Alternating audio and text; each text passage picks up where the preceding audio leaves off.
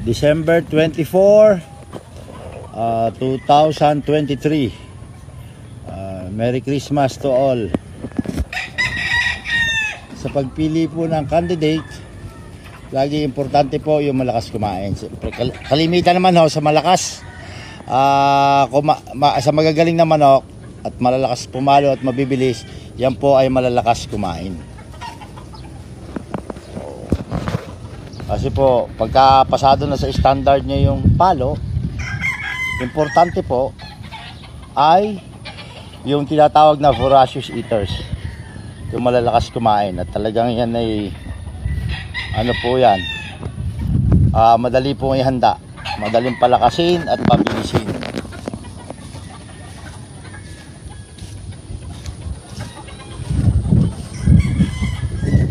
Lagi pong malinis ang patukaan. Medyo umaambo na paulanan pagka nahanda na. At yan lilikumin. Doon muna po tayo sa malalakas kumain. Napaka-importante po noon. Ang dali-dali niyang ihanda. Talagang hindi ka mahihirapan. Tsaka kahit na ispar mo masaktan, baliwala sa kanya kasi marirecover niya yung stress sa lakas siya kumain.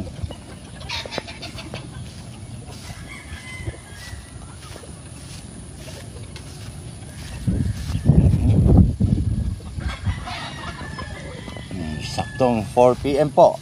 Before 4 PM mas maganda para po wag masira yung paa sa tali. Hihila yan pag gutom na eh. Sabay-sabay po ang pagkakain. Tsaka para po wag mag-isalbahe.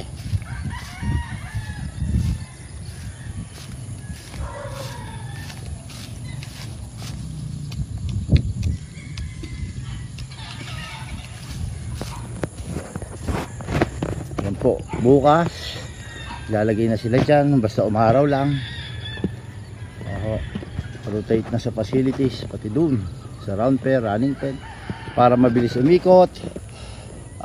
Kung may taba pa, matunaw na. Tsaka lakas mag vertical. Pagka po dito sa round pen, sa running pen naman, pag matataba, at least nakakapag jogging siya, takbo-takbo.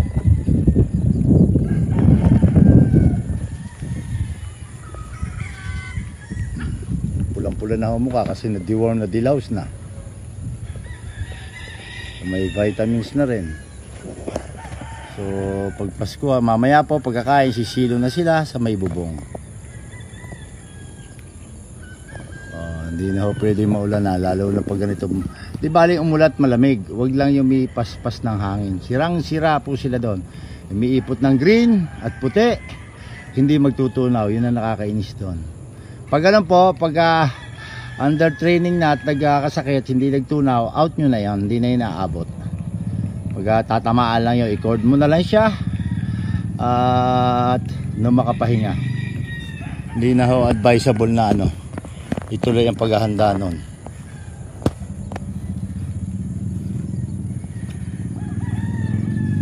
Kasunod po agad ang tubig dapat.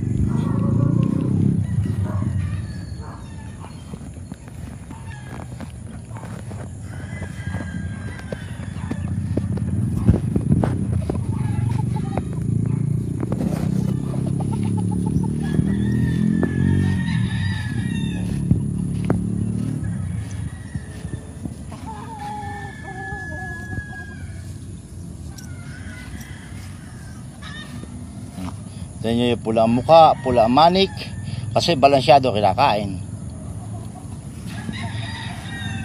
Anytime na gusto po, i-ready siya, panghanda, babatakin, hindi yung saka ka maghahabol, payat, maputla. Dapat po, ganun po ang preconditioning. Punta na lang po kayo dito para ma-share ng hands-on. Marami na po ginagawa, busy lagi. Tingnan nyo to. Ubos po yung pakain.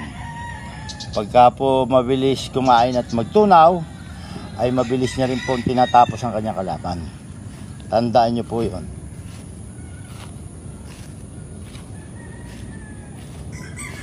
Ubos din to.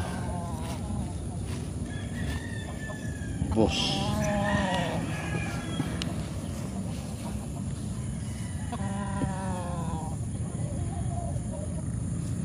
Kilala ko po lahat ng manok ko.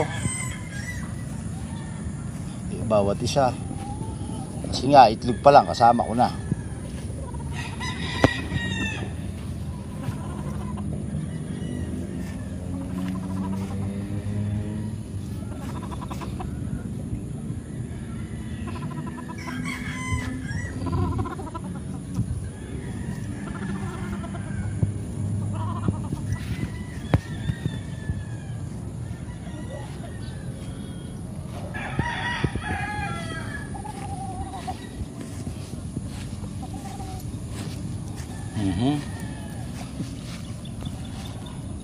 Buslin. Tandaan niyo po pala, pag hindi nag-uubos ng pagkain, out mo na yan. Tendency no, nasaktan nung piliin mo, nung pagbitawin nyo, mahirap po yun. Ipahinga mo na muna yun sa cording. Pag hindi po nag-uubos ng pagkain, ay huwag po maghanda ng ganon. Iiwanan ka nun sa oras ng laban. Subok na po yun. Kailangan ubos ng ubos. 35 to 40 grams.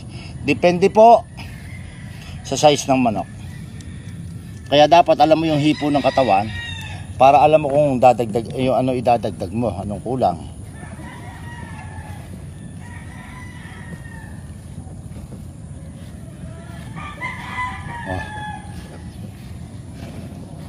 Ubus din.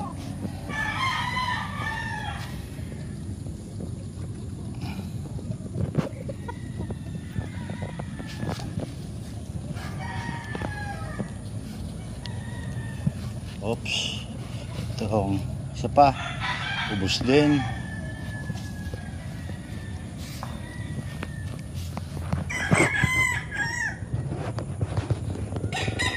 Kasunod po dapat ang tubig. Pagka po, hindi rin ako masyado sa gamot. Gamot, takot po ako dyan pag hindi ko kaya ipaliwalag. Kalimitan nyo po nagiging dahilan kapag nag-o-off sa experience ko. Pero anyway, kung saan po kayo nananalo, tuloy nyo lang. Kung gamot ng gamot, okay lang po yun. Basta mahalaga, huli naman usapan is kung nananalo. So, naging topic po natin is about voracious eaters, yung matatakaw. Ang manok na mabilis pumatay, mabilis kumain, at magtunaw, inuulit ko, ay mabilis din yan tinatapos ang kanyang kalaban. Malilis na tubig, and then may indoor po dapat sa may bubong. Paulit-ulit ko sinasabi. Dito po doon sila ilalagay.